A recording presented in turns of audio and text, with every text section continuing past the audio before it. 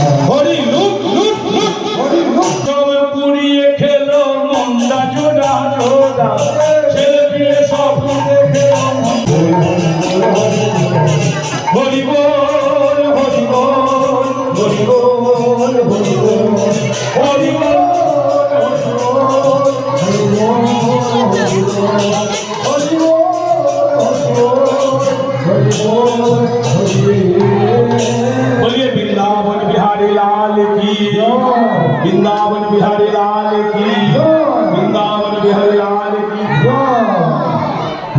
आके बिहारी की जय जय, राधा रानी की जय जय, महारानी की भोगड़ा हरि सभा की, भोगड़ा हरि सभा की। আসছে বছর, আসছে বছর, আসছে বছর।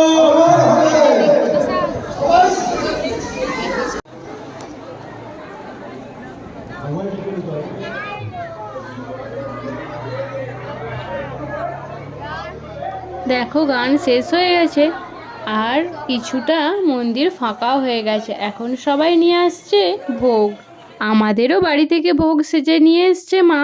আমি এখন এখানে রাধা গোবিন্দের ভোগের ফল কাটছি।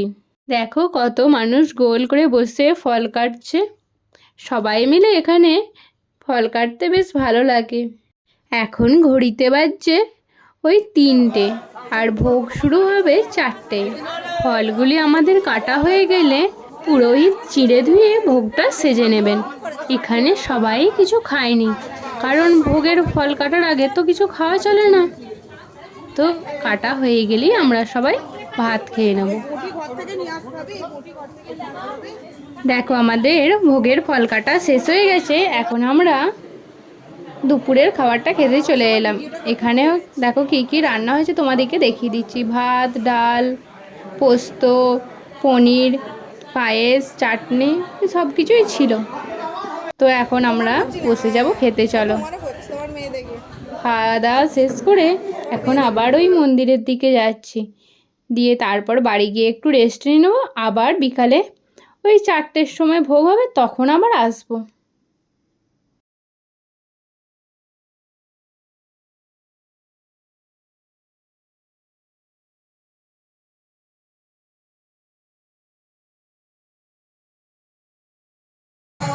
দেখো ভোগ প্রায় সব সাজা হয়ে গেছে, এখন চলছে ভোগের আরতি, আর ওদিকে চলছে ভোগের গান। তোমরা শোনো, ভালো লাগবে।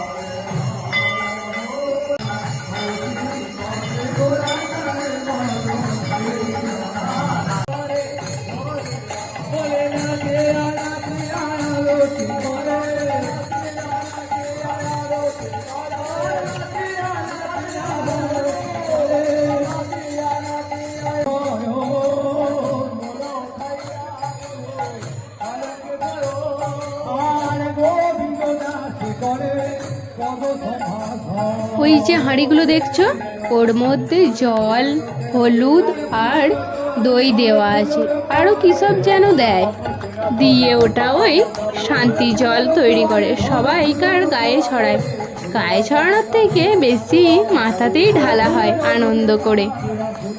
এই যে 4 দিন গান হলো, এটা সবাই সবার মাথায় ঢেলে বেশি আনন্দ নেওয়া হয় আর কি।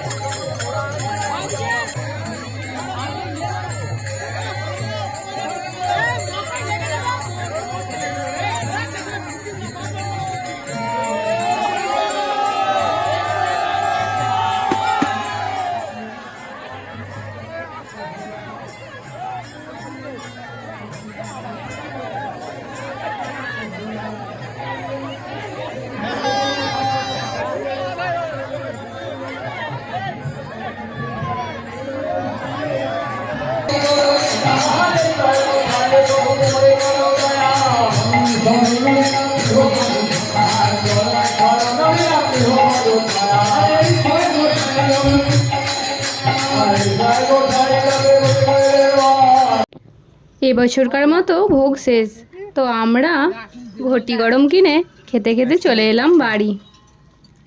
আমি, ভাই, কাকিমা, মা সবাই মিলে এখন বসে বসে নাচে ঘটি গরম খাচ্ছি। বেশ মজা লাগে এটা খেতে। তারপর আমরা বেরিয়ে পড়েছিলাম একটু নদীর ধার দিয়ে ঘুরতে যাওয়ার জন্য। তো দেখো চলেও এসছি নদীর ধারে। ওই যে সামনে ওটা নদী, একটু কাছে গিয়ে দেখছি, একটু জলটা নেবো হাতে।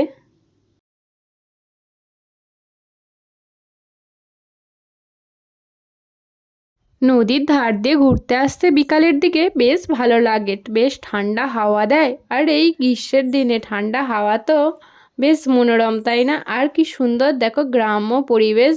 গরু, বাছুর, ছাগল এদিকে ঘাস খাইয়ে চড়িয়ে বাড়ি নিয়ে যাচ্ছে। দেখো দেখতে বেশ ভালো লাগছে। তাদেরও একটু ভিডিও করলাম।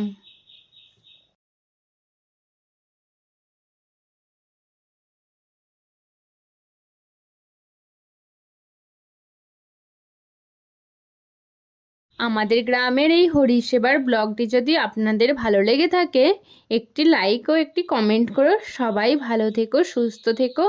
আবারও আসবো নতুন একটি ব্লগ নিয়ে। ততক্ষণের জন্য সকলকে বাই।